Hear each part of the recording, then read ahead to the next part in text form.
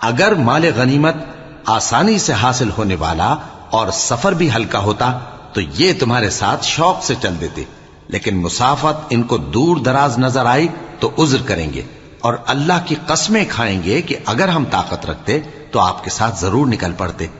یہ اس طرح اپنے آپ کو ہلاک کر رہے ہیں، اور اللہ جانتا ہے کہ یہ جھوٹے ہیں۔ اللہ تمہیں معاف کرے، تم نے پیشتر اس کے کہ تم پر وہ لوگ بھی ظاہر ہو جاتے جو سچے ہیں، اور وہ بھی تمہیں معلوم ہو جاتے جو جھوٹے ہیں۔ ان کو اجازت کیوں دی؟ جو لوگ اللہ پر اور روز آخر پر ایمان رکھتے ہیں وہ تو تم سے اجازت نہیں مانگتے کہ پیچھے رہ جائیں، بلکہ چاہتے ہیں کہ اپنے مال اور جان سے جہاد کریں، اور اللہ پرہیزگاروں سے واقف ہے۔